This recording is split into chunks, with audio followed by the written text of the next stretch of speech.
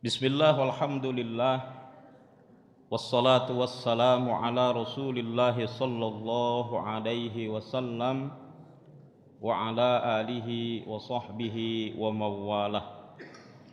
Qala Allah Ta'ala fi kitabihil karim, innas salata kanat 'alal mu'minina kitaban mawquta ila akhiril ayah.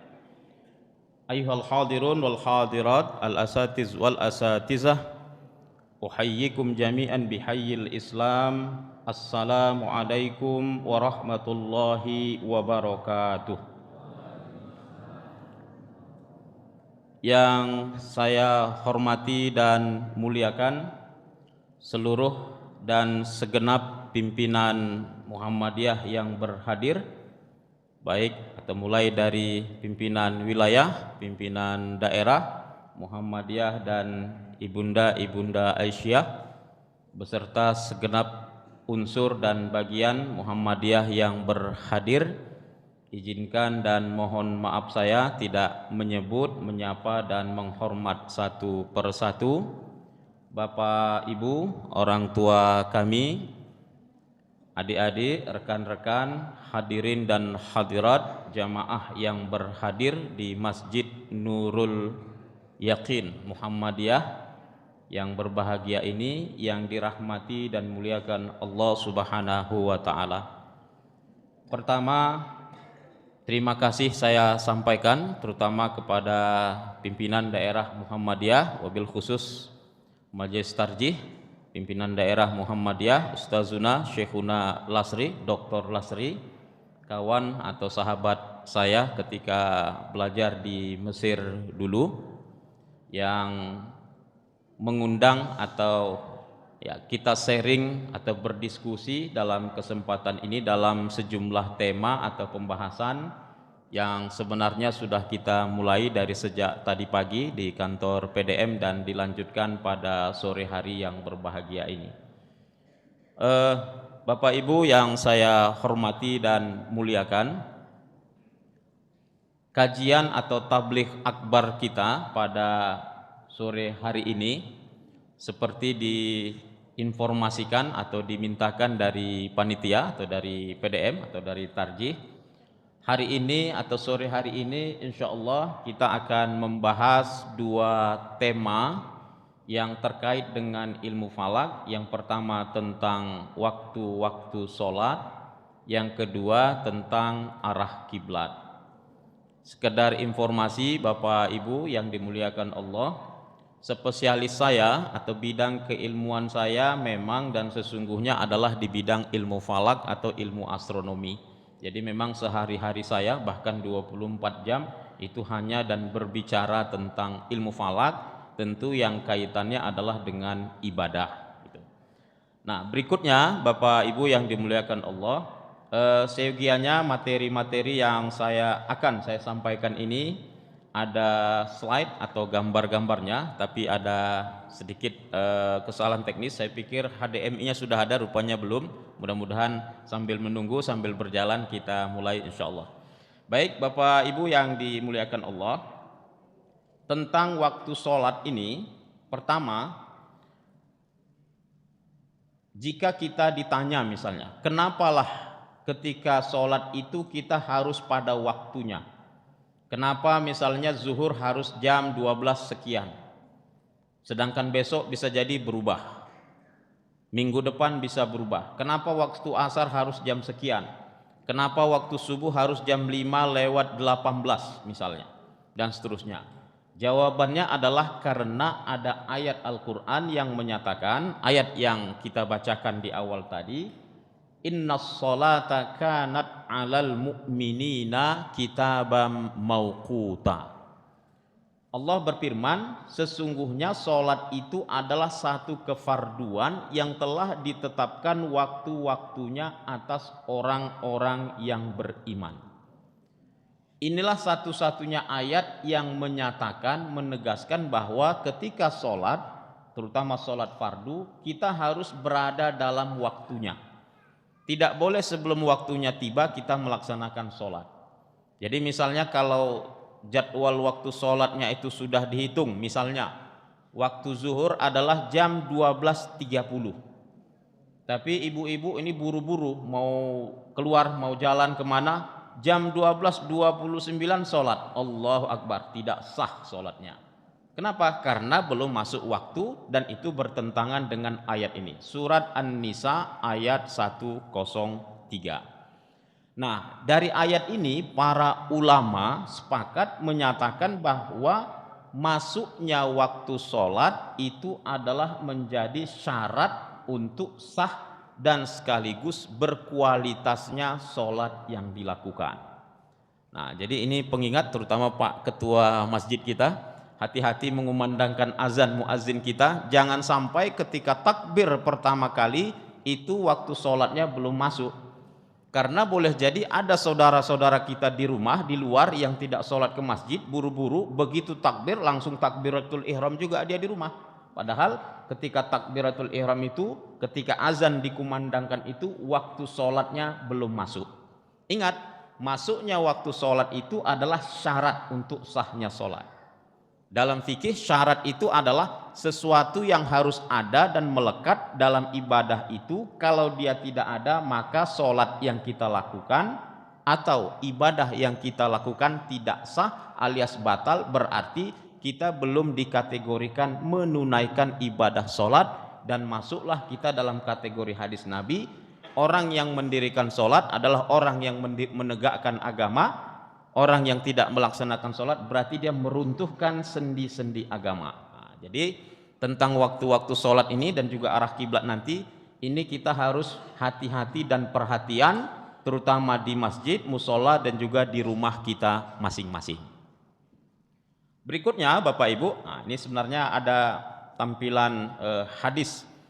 Jadi dari ayat surat An-Nisa ayat 103 tadi, dijelaskanlah oleh Nabi bagaimana rincian teknis dari waktu-waktu sholat itu. Ayat tadi kan masih umum, ayat tadi hanya mengatakan waktu-waktu sholat itu ada waktu-waktunya. Zuhur macam mana, asar macam mana, kapan. Nah, hadis ini yang diriwayatkan oleh Ibnu Abbas, hadis ini dikenal juga dengan hadis imamah, yaitu hadis ketika Nabi mempraktekkan sholat berjamaah bersama malaikat Jibril di depan Ka'bah. Jadi bukan main ini. Jadi di sini dijelaskan oleh Jibril, malaikat Jibril kepada Nabi, waktu zuhur itu dalam hadis ini adalah ketika tergelincir matahari. Zalat asyams. Az-zuhru hina zalat asyams. Waktu zuhur itu adalah ketika tergelincir matahari. Jadi ini kalau kita mau berpegang teguh kepada Al-Quran dan Sunnah secara letterlek, secara kebahasaan, kalau kita mau sholat zuhur, mau mengumandangkan azan, harus kita lihat ke langit, matahari sudah tergelincir atau belum. Itu zuhur. Sedangkan waktu asar adalah hina kana zilluhu mithlahu, yaitu ketika bayang-bayang suatu benda sama panjang. Kira-kira begini, ini sebuah tiang, Bapak Ibu, kita letakkan di tanah. Ketika bayang-bayang benda tiang ini sudah satu kali panjang, itulah waktu asar. Begitulah orang-orang dulu sahabat menerapkan waktu asar itu. Di redaksi hadis yang lain, Nabi mengatakan waktu asar itu adalah hina kana zilluhu mislaihi. Ketika bayang suatu benda itu dua kali panjang. Ini satu, ini dua kali lipat. Konsekuensinya apa? Waktu zuhurnya makin panjang, waktu asarnya makin pendek. Kalau dia satu kali panjang benda, kalau kita kira-kirakan asarnya itu jam 4, kalau itu berdasarkan redaksi hadis imamah ini, kalau berdasarkan redaksi hadis yang lain, dua kali panjang, maka waktu asarnya bukan jam 4, tapi itu jam 5 lebih kurang. Jadi ketika dimasukkan ke dalam rumus matematis dan astronomisnya, itu waktu sholatnya bergeser. Waktu zuhurnya makin panjang, waktu asarnya makin pendek. Dan yang kedua ini, ketika bayang suatu benda ini dua kali panjang, ini banyak digunakan dalam kalangan mazhab Hanafi. Di Sudan misalnya, di Maroko, ini banyak dipraktekkan. Jadi ini bisa menjadi pemahaman bagi kita Bapak Ibu, kearifan. Nanti kalau ada kita melihat, ada saudara kita yang sholat asarnya lewat sampai jam 5, ya sudah. berhusnuzon saja, berarti seolah-olah beliau itu mengamalkan redaksi hadis Nabi yang kedua. Ketika panjang suatu benda 2 kali panjang. Saya kira lebih baik begitu, Bu. Husnuzon begitu daripada kita repeti begitu, kira-kira begitu. Nah, inilah pentingnya kita mengerti dan tahu bagaimana penentuan waktu-waktu sholat itu. Kemudian waktu maghrib adalah ketika terbenam matahari. Terbenam matahari itu maknanya adalah, jadi nanti sore bisa dipraktekkan Bapak Ibu, bundaran matahari itu ketika dia sudah terbenam di ufuk barat, di arah barat berarti ke sana, bundaran itu sudah terbenam, tidak nampak lagi bundarannya, walaupun barangkali berkas cahaya sinar mataharinya itu masih terang, maka itu sudah menjadi tanda bahwa waktu maghrib telah tiba, walaupun masih terang. Itu makna maghrib. Maghrib itu artinya tempat terbenam. Terbenamnya apa? Terbenam matahari. Itu berdasarkan hadis. Lalu waktu isya adalah ketika hina ghaba asy-syafaq, ketika hilangnya syafaq. Syafaq itu awan merah.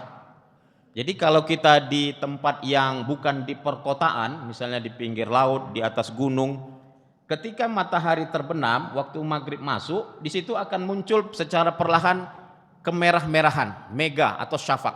Ketika kemerah-merahan itu hilang, maka itu sebagai tanda bahwa waktu sholat isya itu telah tiba atau waktu sholat maghrib telah berakhir. Lalu yang terakhir Bapak Ibu, waktu subuh. Waktu subuh adalah ketika munculnya satu fenomena langit yang disebut dengan fajar. Fajar ini ada dua, ada fajar kazib, ada fajar sodik.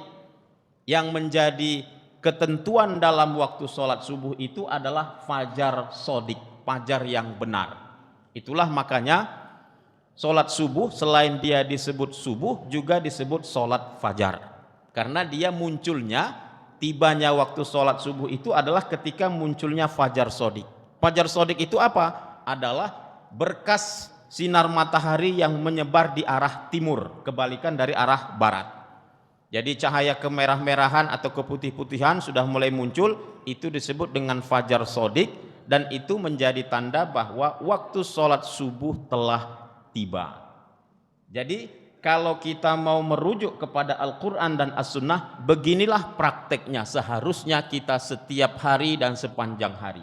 Tapi dengan majunya ilmu pengetahuan, sains dan teknologi, hadis-hadis Nabi ini diterjemahkan, diformulakan dalam bentuk rumus-rumus matematis dan astronomis, menjadi aplikasi, menjadi software, program dan seterusnya, jadilah seperti yang kita gunakan hari ini.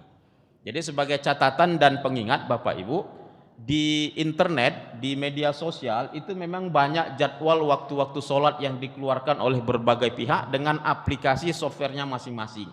Tapi catatan saya di sini, itu tidak seluruhnya bisa digunakan. Karena ada yang terpercaya, ada yang tidak terpercaya. Nah, kira-kira begitu. Jadi saya merekomendasikan gunakanlah software atau aplikasi atau jadwal waktu sholat yang dikeluarkan oleh lembaga-lembaga resmi. Tentu dalam konteks kita Muhammadiyah, gunakanlah jadwal waktu sholat yang dikeluarkan oleh Majelis Tarjih dan Tajdid Pimpinan Pusat Muhammadiyah. Boleh juga yang dikeluarkan oleh Kementerian Agama, atau ada yang dikeluarkan oleh Badan Meteorologi, Klimatologi dan Geofisika, mereka ada juga mengeluarkan itu, atau lembaga-lembaga yang bisa dipercaya. Kalau LSM atau komunitas-komunitas tertentu, saya tidak merekomendasikan itu, karena boleh jadi ada selisih 2 menit, 3 menit, 4 menit dan seterusnya begitu. Jadi ini perlu dan penting untuk menjadi pengingat kita, terutama di rumah kita masing-masing. Nah, selanjutnya Bapak Ibu, dari keseluruhan ayat dan hadis tadi, ini hadisnya cukup panjang, di sini saya tuliskan. Kalau diringkas, waktu zuhur itu adalah ketika tergelincir matahari atau yang disebut dengan zawal. Waktu asar adalah ketika panjang suatu benda 1 kali panjang, di redaksi yang lain 2 kali panjang bendanya. Yang ketiga, waktu maghrib adalah ketika terbenam matahari. Waktu isya adalah ketika hilangnya awan merah atau mega merah atau syafaq. Yang terakhir, yang kelima, waktu subuh adalah munculnya fajar sodik. Jadi kalau diringkas dari ayat dan hadis-hadis yang banyak itu, ini kesimpulannya dan dirincikan menjadi, ini sayang ya Bapak Ibu, mohon maaf belum bisa kita tampilkan gambarnya. Ilustrasi dan visualisasi waktu sholat itu zuhur ketika matahari persis di atas, bergeser dia sedikit saja yang disebut dengan zawal atau zalat asyams, itu kira-kira 3, 4 atau 5 menit.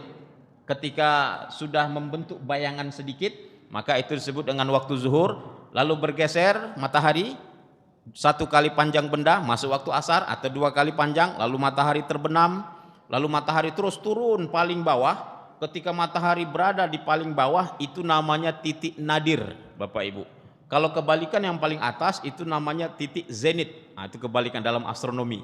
Lalu secara perlahan matahari akan terus naik pelan-pelan ke arah timur. Ketika menjelang muncul ke arah ufuk atau horizon di arah timur, itu disebut dengan waktu subuh atau waktu sholat fajar, yang ini nanti kita lihat bagaimana cara penentuannya begitu. Oke, kita lewatkan Bapak Ibu. Jadi intinya para ulama Bapak Ibu sepakat menyatakan atau menggunakan perhitungan dalam penentuan waktu-waktu sholat. Jadi ini tadi sudah kami bahas Bapak Ibu di pagi hari. Dalam masalah penentuan awal bulan itu ada perdebatan antara pakai hisab dan ru'yat. Tapi kalau dalam penentuan waktu-waktu sholat itu hari ini praktis tidak ada yang berdebat. Dalam menentukan waktu-waktu sholat itu pakai hisab atau pakai pengamatan secara langsung. Hampir semua masjid hari ini rasa-rasanya, bahkan saya yakin di Pekanbaru, rasa-rasanya tidak ada muazin di masjid atau di musola ketika mau azan maghrib, asar, subuh, zuhur itu melihat matahari dulu. Pasti saya yakin tidak. Itu pasti dengan menggunakan jadwal-jadwal waktu sholat yang telah ditetapkan oleh para ilmuwan dan ulama. Intinya ulama dan ilmuwan sepakat menggunakan jadwal atau perhitungan waktu-waktu sholat. Kira-kira begitu. Oke. Nah, secara sederhana Bapak Ibu, bagaimana menentukan atau tata cara menentukan waktu-waktu sholat? Nah, ibu-ibu ini, izin saya tanya, macam manalah menentukan waktu sholat itu Ibu? Pertama, dengar azan dari masjid, oke, lewat. Yang kedua macam mana Ibu? Setelah itu macam mana? WA Dr. Lasri gitu ya, tanya aja berapa masuk gitu. Nah, para ulama merincikan, pertama, urutan dan tata cara menentukan waktu-waktu sholat itu adalah observasi atau melihat langsung matahari. Itu yang pertama, sesuai dengan teks atau nas Al-Quran dan As-Sunnah. Yang kedua adalah melalui informasi dan kumandang azan di masjid. Jadi kita yang berada di rumah atau tidak di masjid, kita sudah berhusnuzon Bapak Ibu, bahwa azan yang dikumandangkan di masjid itu sudah tepat waktu. Karena itu pengurus, Pak Ketua, ini harus hati-hati sekali lagi, jangan sampai azan yang di masjid itu kecepatan. Ini ada cerita, ini pengalaman juga kami waktu kuliah dulu Bapak Ibu, karena udah ngantuk kali dia dicepatkan ya azan subuh itu begitu, biar tidur cepat ya. Ada itu cerita kawan-kawan gitu. Ada juga yang azannya pakai rekaman begitu dan seterusnya. Ini harus hati-hati. Karena itu biasanya kejadiannya di subuh. Ya, karena konsekuensinya besar. Kalau ada yang sempat sholat di rumah padahal belum masuk waktunya, sholat tidak sah gara-gara kita. Jadi itu berbahaya. Lalu yang ketiga adalah menggunakan jadwal-jadwal waktu sholat atau perhitungan waktu sholat yang sudah dihitung oleh pihak atau lembaga yang bisa dipercaya tadi. Lalu yang keempat adalah menggunakan alat-alat yang ada, alat-alat astronomi maksudnya. Salah satunya adalah ada namanya jam matahari. Ini nanti Bapak Ibu kalau jalan-jalan ke Medan, singgah ke kampus UMSU, di situ ada jam matahari, ada 2 jam yang hanya berfungsi kalau ada sinar matahari. Di antaranya bisa menentukan waktu sholat zuhur dan asar. Ini metode penentuan awal bulan umat Islam di zaman Doeloe, kira-kira begitu. Nah, jadi ini bisa nanti dipraktekkan. Sebenarnya ini di masjid kita juga bisa dipasang Ustaz, di depan situ kita pasang jam matahari, tapi ada perhitungannya, kemiringannya dan seterusnya. Ini salah satunya. Kemudian dengan menggunakan perhitungan astronomis atau matematis, pakai ilmu ukur segitiga bola, pakai rumus bayang-bayang kiblat dan seterusnya. Ini agak rumit lah, kira-kira begitu. Barulah kalau yang dari sekian yang kita sebutkan ini Bapak Ibu tidak ada, kita tidak mampu, barulah berlaku yang terakhir, apa itu ijtihad, alias sholatlah menurut keyakinan kita umpamanya kita berada misalkan di gunung atau di laut atau di daerah yang kita tidak punya informasi, setelah poin 1, 2, 3, 4, 5 ini kita tidak bisa mengupayakannya, sholatlah Bu, silahkan.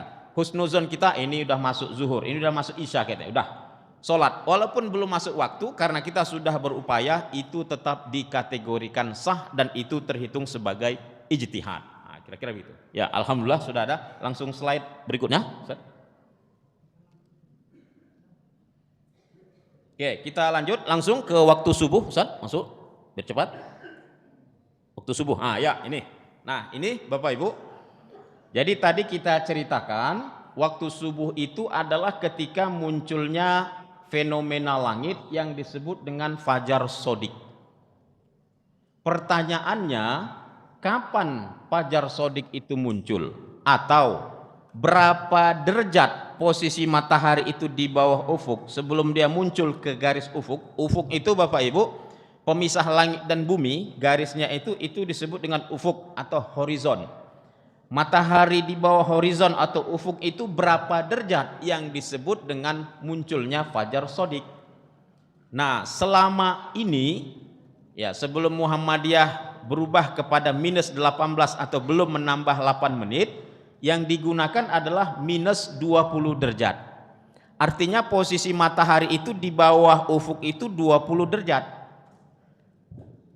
Tetapi, nah ini dengan penelitian, dengan pengkajian yang mendalam, yang panjang, kami di Medan, di UMSU, di OIP UMSU itu melakukan riset waktu subuh ini hampir 7 tahun Bapak Ibu. Kemudian dari Pusat Astronomi UAD di Yogyakarta, lalu di Pusat Astronomi di ISRN di Jakarta, lalu di Surabaya Pak Sriatin Sodik, ahli falak Muhammadiyah juga, menyimpulkan intinya fajar sodik sebagai tanda waktu subuh itu telah tiba bukan di minus 20 tetapi di minus 18. Matahari bukan di 20 derajatnya tapi di 18, agak dekat sedikit, naik sedikit. Nah, sehingga ini berkonsekuensi kepada jam waktu sholat subuhnya itu. Nah, ini kita lihat next. Jadi sederhananya begini, nampak ya mudah-mudahan. Jadi per 1 derajat itu, jadi ketika matahari bergeser naik ke atas 1 derajat, kalau dikonversi ke jam itu sama dengan 4 menit. Kalau 2 derajat berarti 8 menit.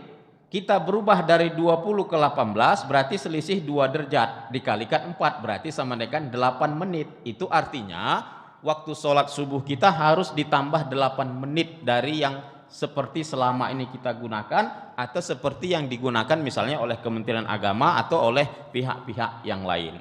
Jadi dalam 24 jam itu sama dengan 360 derajat. 1 jam itu sama dengan 15 derajat. 4 menit itu sama dengan 1 derajat atau 1 derajat sama dengan 4 menit. Maka 8 menit itu sama dengan 2 derajat. Nah, itu peralihan atau perbedaan minus 18 dan minus 20. Jadi awal waktu subuh kita selama ini adalah minus 20 derajat berubah menjadi minus 18 derajat. Jadi ini sudah keputusan tanfis Bapak Ibu. Harus diikuti oleh semua masjid-masjid Muhammadiyah. Ya, ini sekali lagi selain KHGT tadi Bapak-Bapak, dalam keputusan waktu subuh ini Majelis Tarjih pimpinan pusat juga sudah mewanti-wanti Pak, jangan ada sampai masjid Muhammadiyah yang tidak mengikuti keputusan ini. Bukan memaksa, karena memang ini berdasarkan pengkajian yang lama dan mendalam. Sehingga kita beralih. Jadi ini saya misalkan, ini tadi saya sholat subuh di Pekanbaru. Nah, silakan Bapak Ibu sholat jam berapa tadi? Saya tadi cek dari jadwal waktu sholat online itu jam 5 lewat 5.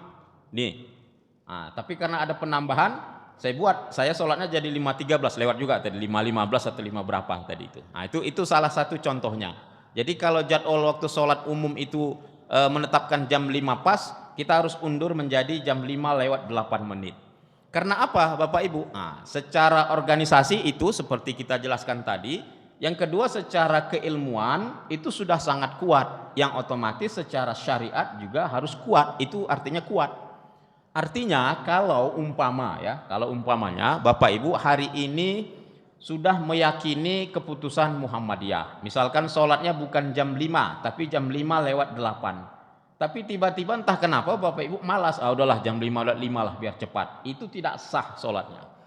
Lain cerita kalau dari awal sekali Bapak Ibu tidak meyakini perubahan ini, dari awal konsisten, pokoknya minus 20 derajat atau jam 5 aja, bukan minus 18, bukan jam 5 lewat 8 menit. Nah, itu lain cerita. Itu sudah keyakinan dari sejak awal, ijtihad sejak awal.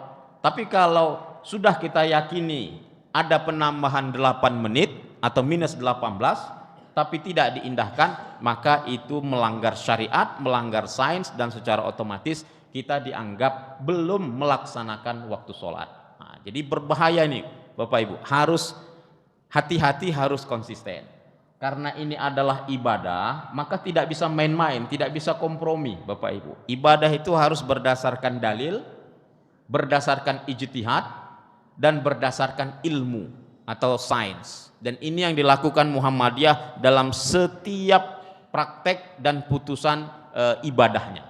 Ini yang harus kita ikuti. Nah, kemudian dengan catatan Bapak Ibu, jangan sampai latah ya. Ini sengaja saya buat karena di Medan selalu begitu. Apakah perubahan penambahan 8 menit itu di semua waktu sholat? Tidak.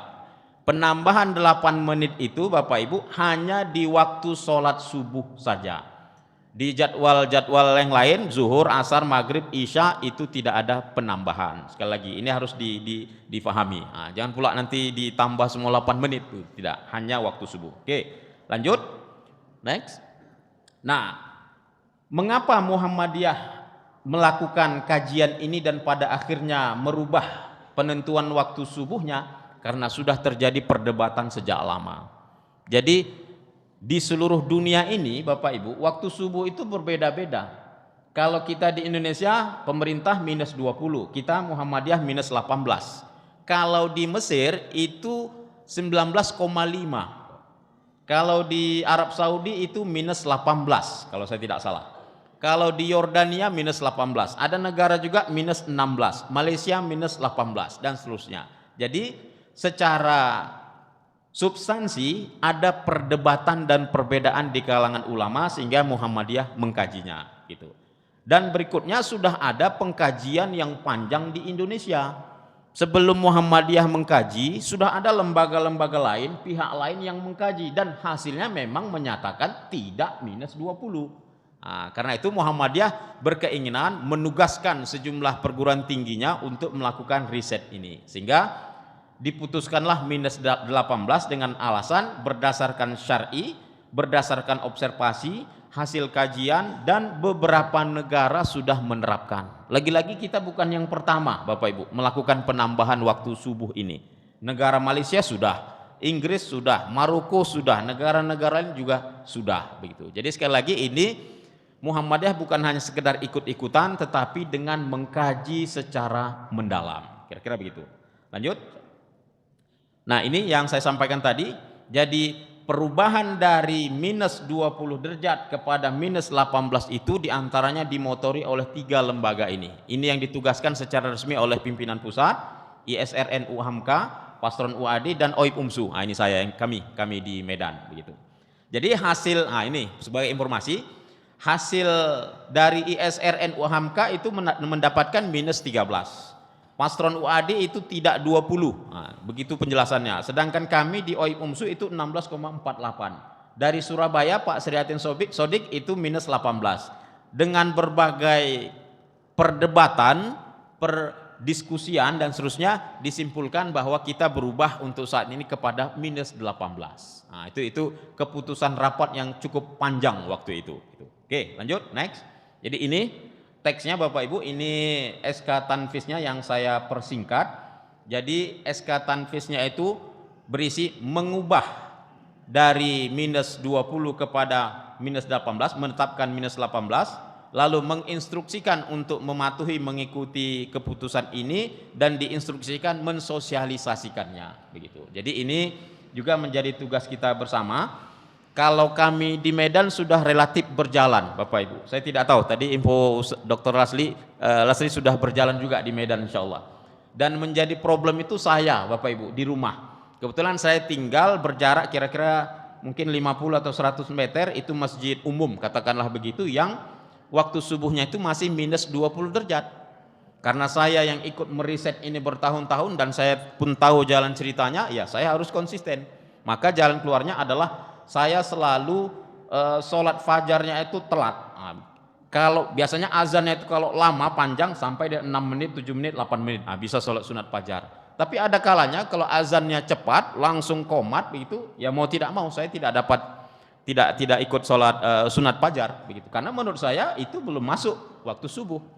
Jadi sholat sunnah fajar itu sah dilakukan ketika masuk waktu subuh. Nggak boleh sebelum waktu subuh masuk kita melaksanakan sholat sunnah fajar atau sholat sunnah qobliyah subuh itu.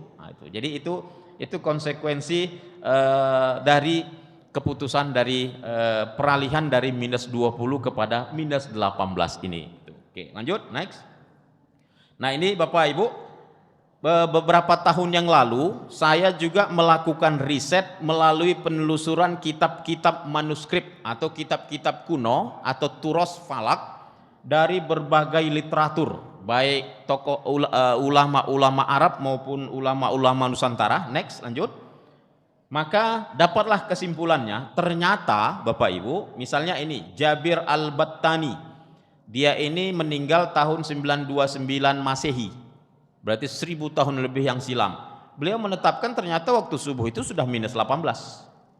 Lalu ada ulama namanya Al-Biruni juga menetapkan 18. Lalu ada Az-Zarqali 1000 tahun yang silam juga menetapkan juga 18. Artinya keputusan atau minus 18 itu ternyata sudah menjadi pendapat para ulama kita di zaman dulu. Yang itu diperkuat dengan riset modern pada hari ini. Jadi sekali lagi keputusan perubahan minus 18 itu sekali lagi berdasarkan riset yang kuat. Bukan berdasarkan kesepakatan di meja rapat kita putuskan, tidak begitu. Tapi dengan proses yang panjang di lapangan dan seterusnya. Jadi meriset waktu subuh itu Bapak Ibu sekedar cerita. Kami di Medan itu meriset waktu subuh itu ya berarti sebelum waktu subuh. Jadi kami melakukan penelitian itu di Pantai Cermin. Dia harus di pantai barat Bapak Ibu. Ada kalanya di Barus, Tapanuli Tengah nama daerahnya itu. Jadi berangkat risetnya itu harus jam 3 malam. Jadi harus datang dulu ke observatorium, menginap jam 9, tidur, baru sholat, nanti baru berangkat. Begitulah sepanjang tahun itu. Jadi perjuangannya berat Bapak Ibu. Maksud saya sudah begitu beratnya kami melakukan riset, kalau Bapak Ibu nggak mau ikut, udah payah lah itu, kira-kira gitu. Udah capek juga merisetnya Pak. Karena risetnya di pinggir laut, sampai saya kena apa nama itu, mabuk laut itu, pening apa mual begitu. Itu berat perjuangannya itu. Alhamdulillah sekarang sudah diputuskan, sekali lagi Muhammadiyah sudah menetapkan minus 18. Lanjut. Ini juga dari ulama-ulama Nusantara menetapkan ada yang minus 19, ada yang minus 18 begitu. Artinya tidak ada yang menetapkan minus 20, kira-kira begitu. Oke, lanjut Bapak Ibu.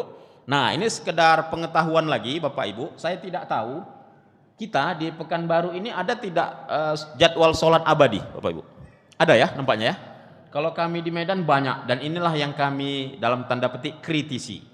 Intinya Bapak Ibu, jadwal sholat abadi itu tidak ada.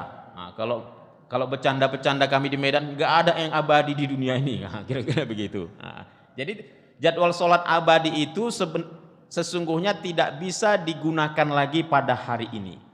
Jadi jadwal-jadwal waktu sholat abadi di Medan yang sudah kami riset Bapak Ibu, ternyata selisihnya itu bisa sampai 5-6 menit. Lebih cepat, terlalu cepat. Nah, jadi azan kita sekarang 5-6 menit kemudian masjid yang lain yang sudah pakai jadwal modern itu baru dikumandangkan azan. Selisihnya ada 5-6 menit dan itu tentu tidak pas dengan peredaran matahari sebagai penentu waktu sholat itu. Nah, jadi dalam penentuan waktu-waktu sholat itu variabel dalam menentukan waktu sholat ini banyak Bapak Ibu. Inilah dia ada lintang, ada bujur, ada deklinasi matahari, ada equation of time atau perata waktu dan seterusnya. Nah, ini yang kita ceritakan tadi Ustaz Lasri, ini harus di pelatihan ini. Kalau kita cakapkan di sini kurang pas karena terlalu panjang dan rumit. Nah, kira-kira begitu. Nah, next lanjut. Jadi kalau kita lihat penyebab perbedaan jadwal waktu sholat itu adalah karena perbedaan koordinat lintang dan bujur. Jadi yang jadi persoalan jadwal sholat abadi itu Bapak Ibu, dia tidak jelas, tidak ada keterangan jadwal waktu sholat abadi ini digunakan untuk lintang dan bujur mana. Sedangkan di sini lihat, lintang dan bujur itu per 1 derajat dia itu berlakunya itu di radius 28 km. Jadi umpamanya kalau ada jadwal sholat abadi dihitung berdasarkan lintang di masjid kita ini sekian-sekian, maka wilayah keberlakuan itu hanya di radius 28 km, utara, timur, barat, selatan.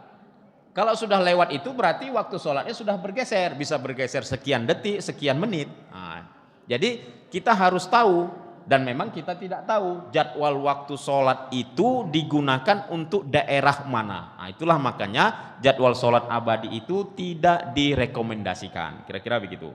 Lanjut, Ustaz.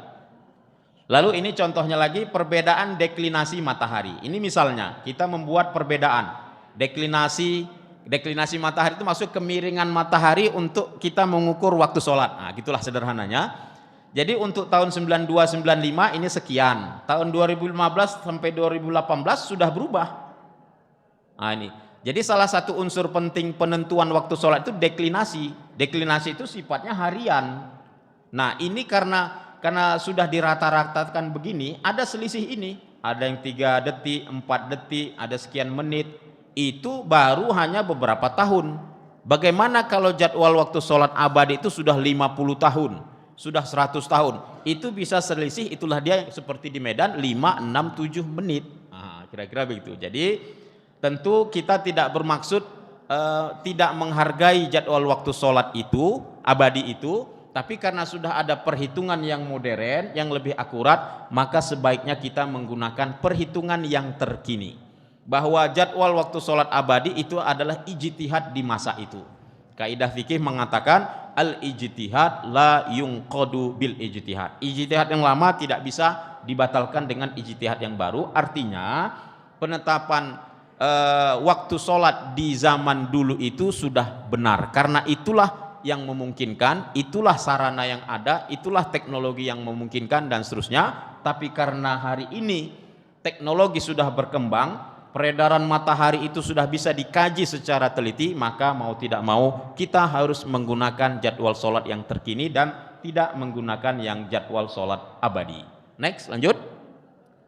Jadi ini juga Bapak Ibu sekedar wawasan. Jadi menentukan zuhur kalau mau dimasukkan ke rumus ini, zuhur itu adalah ketika kulminasi atau zawal tadi 90 dikurang kemiringan matahari tadi, asar itu ini ada tambah 1 dan ada tambah 2 atau tambah 2. Nah, itulah tadi konsekuensi dari hadis Nabi tadi gitu. Maghrib itu ketika matahari di bawah ufuk barat itu 1 derajat. Isya itu minus 18, subuh itu minus 20 atau minus 18. Nah, saya salah tulis ini Bapak Ibu, seharusnya minus 18. Syuruk itu ketika matahari di bawah di posisi timur minus 1 derajat. Ihtiyat 2-4 menit. Nah ini juga menjadi perdebatan. Di jadwal sholat abadi itu kita tidak tahu ihtiyatnya berapa menit, nggak ada yang tahu kita. Nah, itu hanya pembuatnya yang tahu. Karena itu sekali lagi itu tidak direkomendasikan. Itu barangkali Bapak Ibu materi kita yang pertama tentang waktu sholat. Selanjutnya kita lanjut sudah lanjut tentang arah kiblat. Nanti jika ada yang mau ditanyakan setelah ini saja. Kita kejar waktu tentang yang kiblat, Ustaz. Nah, yang kedua bahasan kita tentang arah kiblat, Bapak Ibu.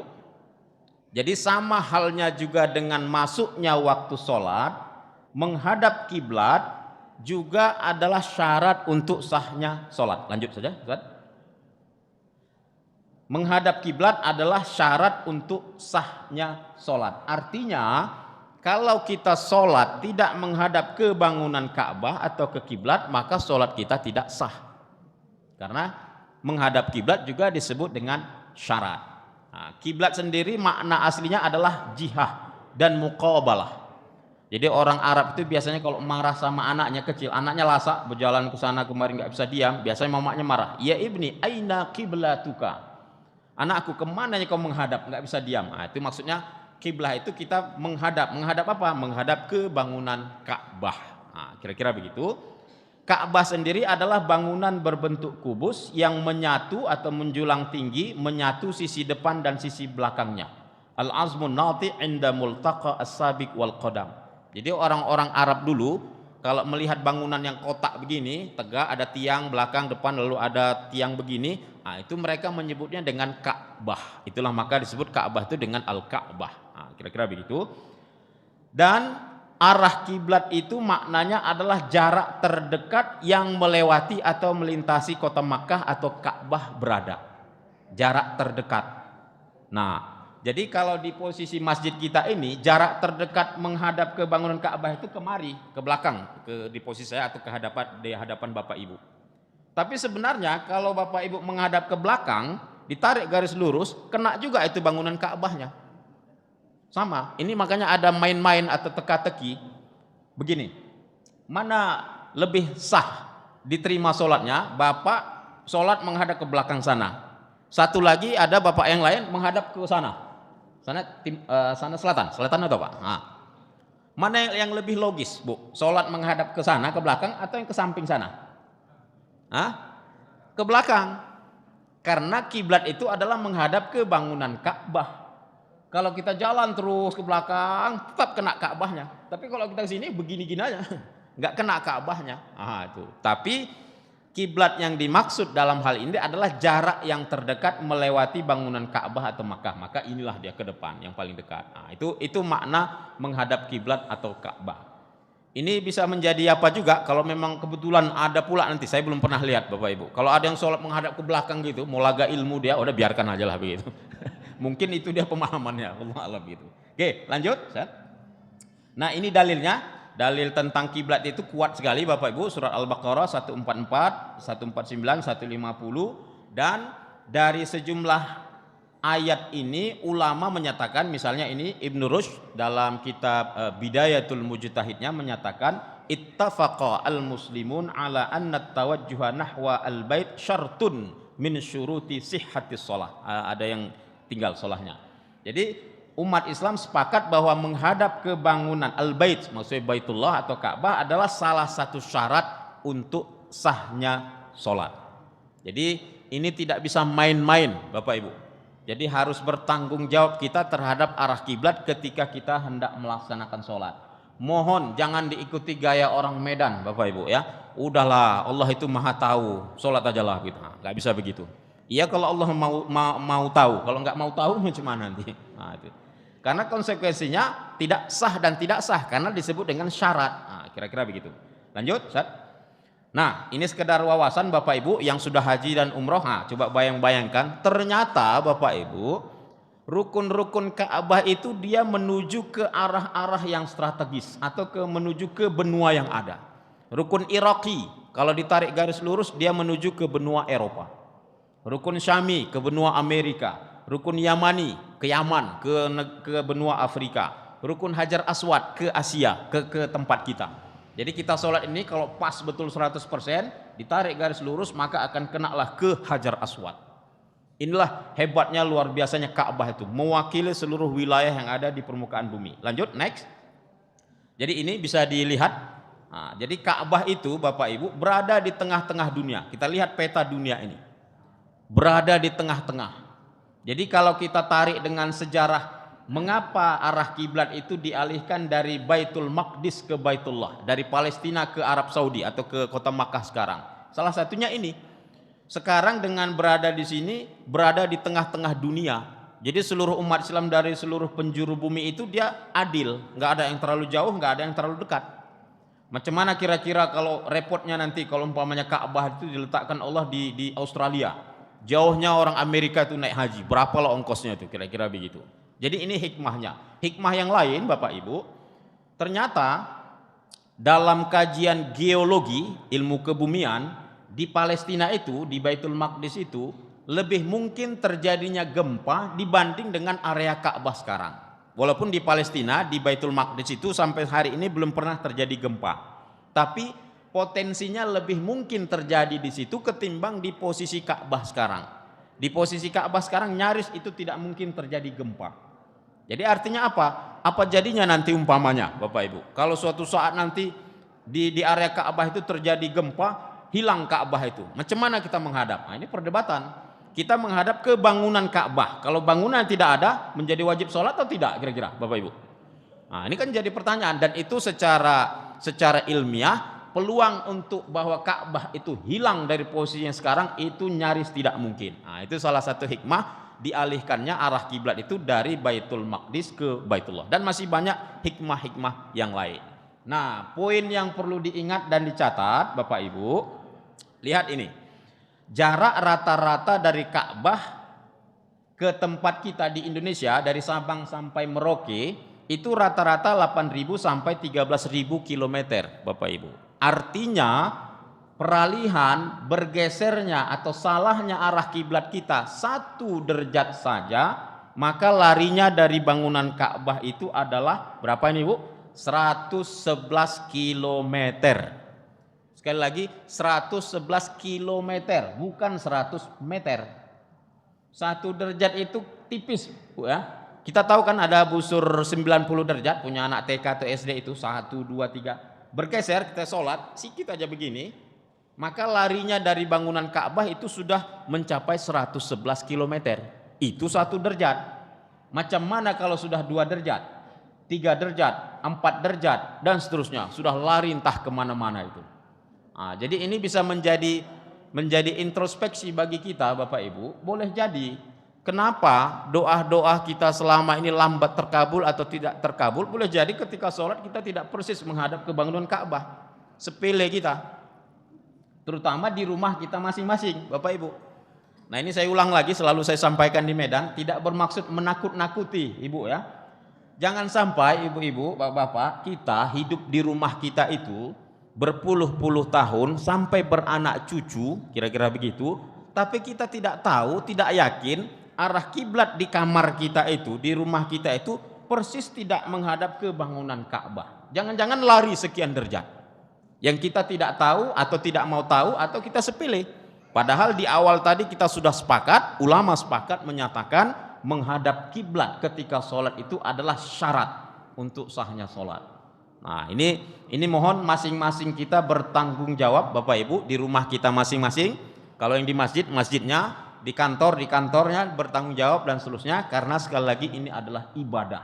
Paling tidak minimal kita sehari semalam itu 5 kali kita menghadap ke bangunan Ka'bah. Kalau nggak pernah pas, macam manalah rasanya itu. Nah, berikutnya kita lihat ini untuk lebih menakut-nakuti Bapak Ibu lagi gitu. Kalangan ulama menyatakan jika kita berada di area Ka'bah, Masjidil Haram, maka wajib menghadap ke bangunan fisik Ka'bah.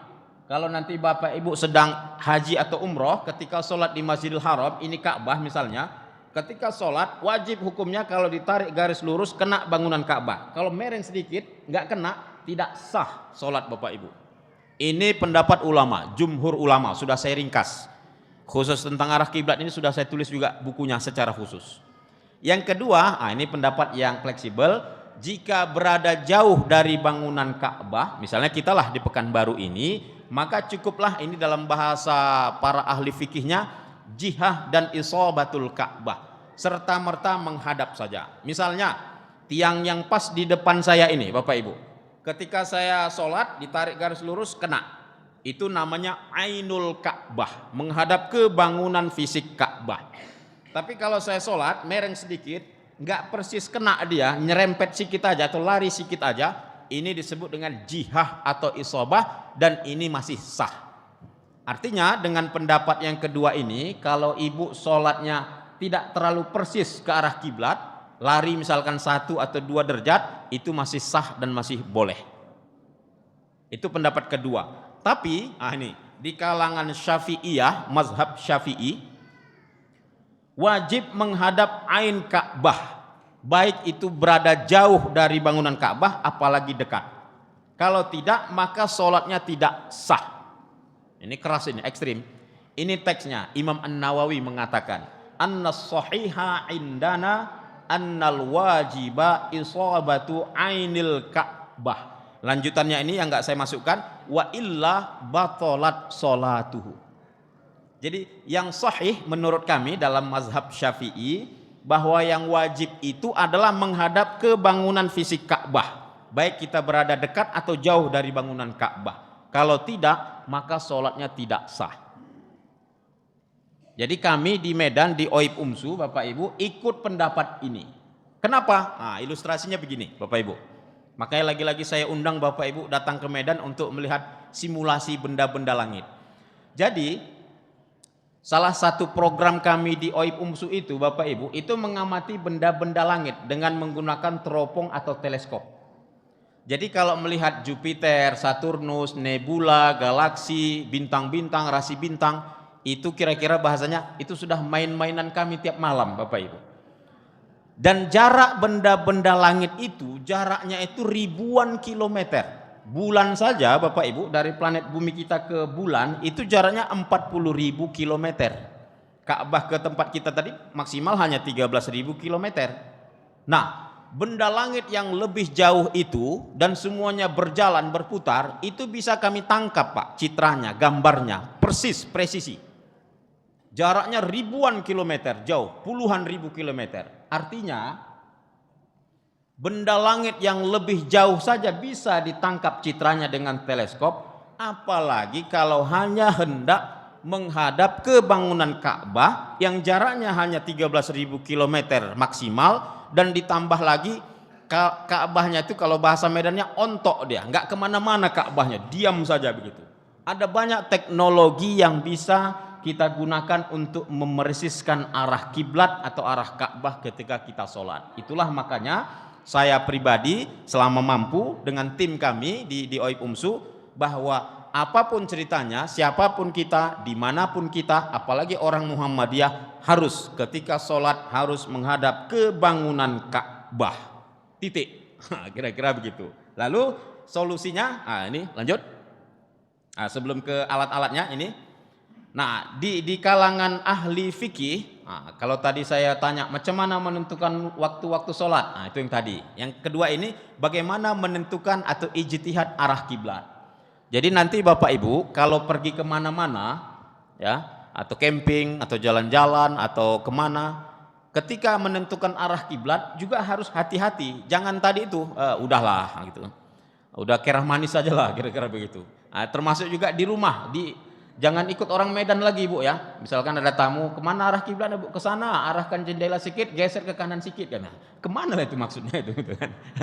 Atau menentukan arah kiblatnya di rumah pakai rasa-rasa. Masjid Nurul Yakin ini ke sini, berarti di rumahnya kayaknya gini nih. Pakai rasa-rasa deh itu, nggak bisa begitu. Kalau itu salah berarti tidak sah. Jadi ibadah itu harus berdasarkan ilmu, bukan rasa-rasa. Nah, ilmu dalam menentukan arah kiblat yang pertama, kita harus berpatokan kepada mihrab atau masjid yang dibangun oleh sahabat Nabi Sallallahu Alaihi Wasallam. Dipastikan di Pekanbaru tidak ada, di Indonesia secara umum tidak ada. Ini berdasarkan urutan dalam kitab-kitab fikih. Yang kedua, berpedoman kepada alam, matahari, bintang dan lain-lain. Dengan matahari nanti di bawah kita jelaskan. Dengan bintang, Bapak Ibu pernah nggak melihat di malam hari itu ada bintang Orion, 3 bintang yang sejajar?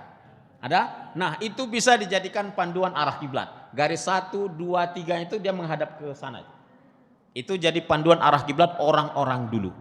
Nah, itu kalau malam. Kalau siang nanti dengan menggunakan matahari dan lain-lain. Artinya para ulama menyatakan ijtihad arah kiblat itu yang kedua adalah berpedoman kepada alam. Yang ketiga, menggunakan alat-alat yang ada, baik klasik atau modern, nanti di bawah kita tunjukkan. Yang keempat adalah bertanya, tapi dengan catatan bertanya kepada yang tahu tentang arah kiblat. Nah, ini juga menjadi kearifan bagi kita. Kalau bertamu kemana saja, kalau mau sholat jangan dilantak saja, tanya dulu, pastikan ini arah kiblatnya Pak, Bu, dan seterusnya. Baru kalau poin 1, 2, 3, 4 ini tidak kita dapatkan, tidak bisa diupayakan, maka sholatlah ke arah mana saja. Insya Allah tetap sah, walaupun kebetulan itu tidak tepat arah kiblatnya. Sehingga di sini ada semacam teka-teki lagi di kalangan fikih. Kalau misalkan ada 2 orang bapak nanti ya, jalan-jalan ke gunung, ijtihad arah kiblatnya berbeda. Menurut bapak yang satu ke sana, enggak, menurutku ke sana katanya. Maka dalam kondisi ini 2 orang ini yang ijtihad arah kiblatnya berbeda, tidak disunnahkan sholat fardu berjamaah. Ya, karena ijtihadnya berbeda. Menurut yang ini enggak sah, menurut ini enggak sah, maka enggak boleh berjamaah. Nah, jadi kalau ada pertanyaan, adakah sholat fardu yang tidak disunnahkan berjamaah? Ada, kisah bapak ini, kira-kira begitu. Nah, ini. Oke, lanjut. Nah, ini Nah, ini lagi-lagi untuk pelatihan nanti Ustaz ya. Ini perhitungan. Jadi dalam menentukan kiblat itu, ini titik A ini adalah posisi kita berada. Titik B ini posisi Ka'bah. Titik C ini kutub utara. Inilah yang kita hitung. Karena kita berada di planet yang bulat. Nah, paling tidak saya berpaham bumi ini bulat. Kalau ada Bapak Ibu yang berpaham datar, saya nggak ikut-ikut. Berarti nggak usah kita jelaskan ini. Gitu ya. Kira-kira begitu. Jadi sehingga berlakulah ilmu ukur segitiga bola. Inilah proses perhitungannya. Panjang. Lanjut aja. Lalu bayang-bayang kiblat. Jadi setiap hari posisi matahari itu Bapak Ibu di jam-jam tertentu dia akan membentuk bayang-bayang kiblat. Hari ini kalau kita hitung misalkan jam 3 tadi kita tegakkan tiang di jam sekian sesuai hasil perhitungan itu menuju ke arah kiblat. Besoknya jamnya berubah lagi. Nah, itu disebut dengan bayang-bayang kiblat yang itu berdasarkan ayat Al-Qur'an juga. Lanjut next. Nah, ini Bapak Ibu. Yang ini saya sangat mohon diingat, dihafal dan diterapkan sepanjang tahun. Ini adalah cara yang paling mudah, paling murah, paling akurat. Yaitu momen namanya Rosdul Kiblat atau ketika momen matahari melintas di atas Ka'bah.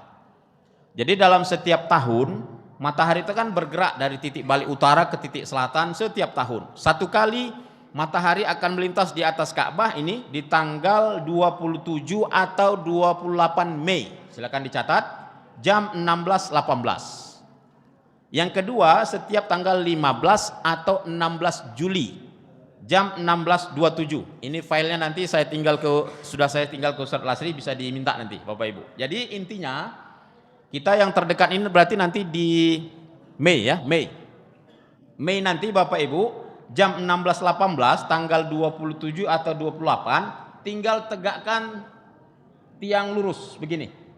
Yang lebih bagus lagi bandul, seperti yang di gambar sebelah ini. Ini gambar yang ada di OIP UMSU di Medan di tempat saya Bapak Ibu. Jadi ketika jam 16.18 jatuhnya bayangan nanti kalau kita tegakkan begini, bayangannya nanti ke sana, tapi arah kiblatnya adalah kebalikannya ke sana. Dah selesai urusan. Akurasinya 99% akurat. Karena waktu itu di jam 16.18 itu saat bersamaan di Ka'bah itu matahari berada di atas Ka'bah jam 12.18. Maka jatuhnya bayangan di mana saja dalam radius 90 derajat, salah satunya di Pekanbaru, kalau kita tegakkan tiang tegak lurus maka jatuhnya bayangan kebalikannya itu adalah arah kiblat. Ini saya kira pesan yang harus diikuti. Harus Bapak Ibu, ini silahkan dipraktekkan nanti di rumah masing-masing. Digaris nanti, dari bayangan itu digaris, baru tarik ke dalam. Baru bayangkanlah macam mana sholat selama ini. Sudah pas, agak lari sedikit atau bagaimana. Ini pesan sangat penting. Boleh juga ini untuk meng-cross check masjid kita ini, Pak Ketua. Mohon izin Pak Ketua, kalau lari dan salah, sudah pas ya? Oh iya, ya.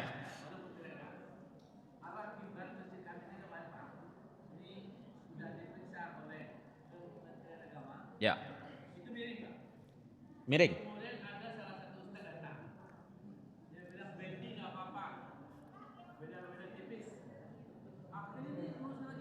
Ya udah, ya. Baik Pak, saya tangkap. Jadi saya kalimat Betty dan Kerah Manis apa tadi tak setuju saya Pak. Tadi sudah sepakat kita di awal. Jadi kalau betul dari Kementerian Agama itu saya berhusnuzon itu sudah betul Pak. Kalau saya berhusnuzon sudah betul, karena kami di Medan juga setiap hasil pengukuran kiblat itu selalu ditembuskan ke Kementerian Agama dan ditembuskan ke pusat. Jadi ini kontribusi kita juga begitu. Maksud saya tadi saya mau bilang ini Pak, praktekkan saja yang ini nanti di halaman tanggal 27-28 Mei. Kalau berbeda dengan yang bayang matahari tadi berarti arah kiblat kita ini salah. Tapi kalau pakai alat alatnya mungkin bisa error mungkin lain-lain. Kalau ini pakai matahari nggak ada pengaruh apa-apa dia Pak. Jadi nanti silahkan dicek, kalau larinya sedikit saja mungkin 1-2 derajat mungkin tidak masalah, tapi kalau sudah sampai 5, 6, 7 derajat saran saya karena kita orang Muhammadiyah wajib digeser ini Pak, nggak ada cerita kira-kira begitu. Karena yang sekali lagi ini adalah ibadah dan kita bertanggung jawab kepada jamaah gitu. Baik, kita lanjut lagi Bapak Ibu waktu. Nah ini alat-alat yang bisa kita gunakan. Ini adalah alat-alat modern Bapak Ibu. Ini nanti kalau mau nengok barangnya, macam mana mempraktekannya, menggunakan, silahkan nanti datang ke Medan Bu ya, ditunggu di Medan insya Allah. Kita di Medan ada observatorium falak, ada banyak, ada ratusan alat-alat astronomi yang klasik maupun yang modern, bisa melihat simulasi alam semesta, dan paling utama bisa meneropong benda langit, Bapak Ibu. Bisa melihat matahari, matahari yang asli, bukan matahari yang punya Cina itu, bukan. Asli. Mau melihat macam mana bintik matahari, macam mana melihat galaksi, itu bisa nanti datang ke Medan. Insya Allah terbuka. Oke, kita lanjut. Next, set. Lanjut. Nah, yang berikutnya, yang terakhir, kompas, Bapak Ibu. Tadi saya cek, jadi ini langsung. Silahkan buka Bapak Ibu kompas HP yang di Androidnya, yang ada tampilan kompas ini. Jadi tinggal arahkan, kalau di Pekanbaru ini 293, tadi saya cek. Kalau di Medan 292. Letakkan saja HP-nya ini, putar sampai angkanya itu menunjukkan ke angka 293, nanti begini posisinya itu. Berarti arah kiblatnya begini. Dah, selesai urusan. Tapi sekali lagi, kompas ini hanya direkomendasikan untuk pribadi. Tidak untuk masjid, musola, lapangan, kantor, dan lain-lain. Karena, ini lagi-lagi, kompas ini kita di OI UMSU ada puluhan alat untuk menentukan arah kiblat. Kompas ini adalah yang akurasinya paling rendah, Bapak Ibu. Jadi tidak direkomendasikan, tapi itu jauh lebih baik daripada yang pakai rasa-rasa tadi, agak-agak tadi. Kira-kira begitu. Jadi sudah dapat Bapak Ibu? Itu di luar langsung ada aplikasi kompas, dipicit, langsung diputar sampai keluar angka 293. Posisinya nanti begini, Bu. Posisi HP-nya itu begini nanti. Jadi arah kiblatnya arah kiblat ini, bukan panahnya yang di dalam, yang warna merah. Panah warna merah itu hanya menunjukkan ke arah utara. Dah, untuk pribadi, untuk di rumah itu bisa dan boleh dipraktekkan. Kalaupun lari itu hanya 1, 2, 3 derajat, nggak pala sampai lebih itu. Aduh. Oke, lanjut lagi. Ini rasi bintang Orion, ini kita lewatkan yang saya ceritakan tadi. Lanjut lagi. Kesimpulan Bapak Ibu, yang terakhir, menghadap kiblat atau Ka'bah adalah syarat untuk sahnya sholat. Setiap muslim bertanggung jawab dalam membersihkan arah kiblatnya ketika sholat di mana saja, terutama adalah di rumah kita masing-masing. Paling tidak inilah yang perlu kita upayakan Bapak Ibu, dengan menggunakan alat tadi, dengan rostul kiblat tadi, atau memanggil pihak Kementerian Agama. Karena kita di Muhammadiyah belum ada kader, belum ada pakar, panggillah dulu dari luar gitu kan. Yang tadi Ustaz boleh ditindaklanjuti, yang mengirim kader ilmu falak nanti biar ada kader dan seterusnya. Karena sekali lagi ini kaitannya adalah dengan ibadah yang tidak bisa main-main atau sepele dan seterusnya. Ini barangkali Bapak Ibu yang bisa saya sampaikan, mudah-mudahan ada manfaat, ada maslahat, ada wawasan yang diambil dari tabligh akbar kita pada hari ini. Mohon maaf atas segenap kekurangan. Terima kasih atas waktu yang diberikan. Al-kamal lillahi wahdah. Assalamualaikum warahmatullahi wabarakatuh.